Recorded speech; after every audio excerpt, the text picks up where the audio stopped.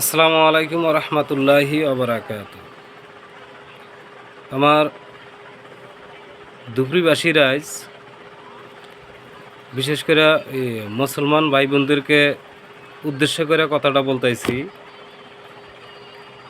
আজকে দুই একদিন ধরে আপনারা সবাই জানেন যে ধুবড়ীর যেটা পরিস্থিতি বর্তমান, ধুবড়ী তো বন্ধ, সবাই জানেন 144 ধারা, 188 ধারা, 184 ধারা জারি করা হয়েছে। তো আপনারা সবাই জানেন যে এটা আসামের মুখ্যমন্ত্রী ডক্টর হিমন্ত বিশ্ব শর্মা, তো উপর লেভেল থেকেই এই নির্দেশটা আছে। তার কারণ এটা রাজনৈতিক একটা গেম।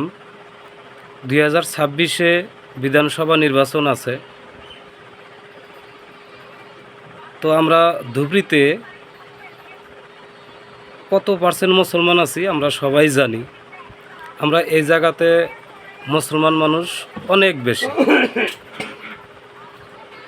আঙ্গর তুলনা তোরা নাই। মানে হিন্দু ভাইরা মানে বহুতই কম, হিন্দু ধর্মাবলম্বী মানুষ খুব কম। তো এই জায়গাতে এত বড় গেম খেলানোর একটাই কারণ যে মুসলমানদেরকে মানে দুর্নামে ফেলানো বা মুসলমানের বদনাম করা। তো আপনারা যাতে এই মামায় মানে যেটা ফান ফালাইছে ওই ফান্দে যাতে পাও না দেন, আপনাদেরকে বিশেষভাবে অনুরোধ জানানো হইতেছে। তার কারণ এই জায়গাতে আমরা অনেক পার্সেন্ট মুসলমান আছি, প্রায় 80+ আমরা মাইনরিটি মানুষ। বসেন, এই জায়গাতে আমরা এত মুসলমান থাকার পরেও ওনাদের দাবার খাওয়া লাগতেছে। তো ঠিক আছে, আমরা দাবারই খামো, তারপরেও যাতে উল্টা দাবার কেউ না দেন, এই জন্যই দিবেন না। তার কারণ এই জায়গাতে যদি আমরা চাই তো 10 মিনিট 15 মিনিটেই আমরা অনেক কিছুই করতে পারি, কিন্তু এই জায়গাতে কিছুই করা যাব না, কারণ এটা ঠিক না। আপনি লক্ষ্য করবেন এই জায়গাতে যেগুলা মানুষ কি করতেছে, হাঙ্গামা করতেছে, দেখবেন 50 জন 60 জন মানুষ এখানে নামাইয়া দেওয়া হয়েছে। ধুবড়ীর লোকাল মানুষে হয়তো মুসলমান ভাই বোনদের সাথে লড়াই করতেছে না। কালকে দেখলাম ধুবড়ীর সবজি বাজার বা আলির ঘাটে যেটা ভাঙচুর, ওই একটা গ্রুপ নামাইয়া দিছে। ওটা হয়তো আমি মনে করি হিমন্ত মামা লালন পালন করা লোক হবো ওই মানুষগুলা, কারণ ওই মানুষগুলাই সারা ধুবড়ীতে এই অত্যাচার করে আছে বা হামলা চালায় আছে। তো ওনাগরের সাথে সাথে যাতে আমরা মানে পাল্টা অ্যাটাক না করি, কারণ এই জায়গাতে যেটা আমাদের মধ্যে মিলাপ্রীতি আছে, ভ্রাতৃত্ববোধ আছে, এটা যাতে আমরা বজায় রাখি। কারণ এই বস্তুটা দেখেন 2 দিন 3 দিন 4 দিন থাকবো, তারপরে কিন্তু ঠিক হয়ে যাব। কিন্তু মাঝখান থেকে আঙ্গরে নিয়ে ওনারা রাজনীতি করব, এটা সবাই যাতে আমরা বুঝি।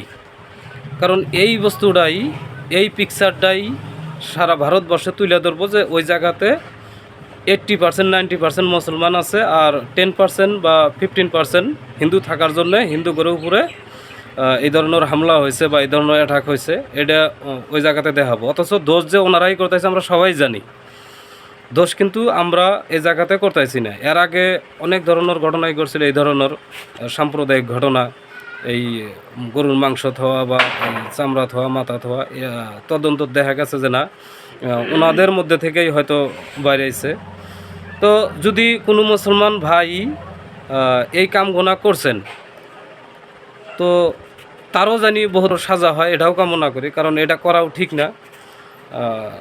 হয়তো আমি বিশ্বাস করি এটা কোনো মুসলমানে করতেই পারে না। যদি কোনো মুসলমান দেখেন বর্তমান যেটা পরিস্থিতি, অনেক মুসলমানকেই হয়তো প্রেশারে ফেলাবো, হয়তো আটকানোর পরে আপনি অনেক কাম করানোর চেষ্টা করব যে তুই এই ধরনের স্বীকার কর, এটা করছি বিলা কয়া, বা হয়তো নতুন করে করাবো। তা আমি ওই মুসলমানকে কমু যে ভাই তুই মইরাই যা, কিন্তু সবাইকে মারিস না, সারা জাতিটাকে দুর্নামে ফেলাইস না।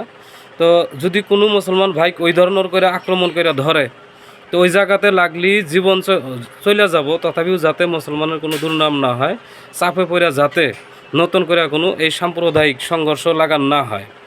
তো আমি তো যদ্দূর জানি যে যদি কোনো মুসলমান এই ধরনের কাম করছে ওটা চাপে পড়েই কোনো সময় বহুত সময় করে।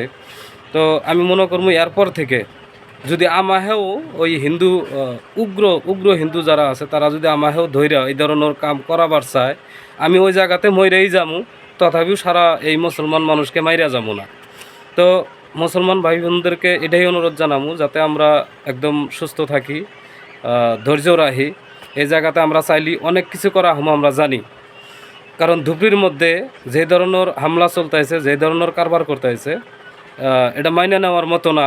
তথাপি মাইনে নেওয়া লাগতেছে, কারণ আমার ধুবড়ির চিন্তা করলেই হবো না, সারা ভারতবর্ষের চিন্তাও করা লাগবে, সারা পৃথিবীর চিন্তাও করা লাগবে। আর আমরা যাতে এই সংঘর্ষে বা এই সাম্প্রদায়িক কিতে আমরা এটা আরও দাঙ্গা বেশি হয় ওটা যাতে না করি, আমরা সবাই সুস্থ থাকি। এটা যে হিমন্ত মামার গেম বা বিজেপির প্ল্যানিং, এটা যাতে আমরা বুঝে আমরা সবাই ধৈর্য ধরে থাকি, আর এটা কিভাবে সমাধান হয় আমরা সমাধান আনার চেষ্টা করি। ধন্যবাদ।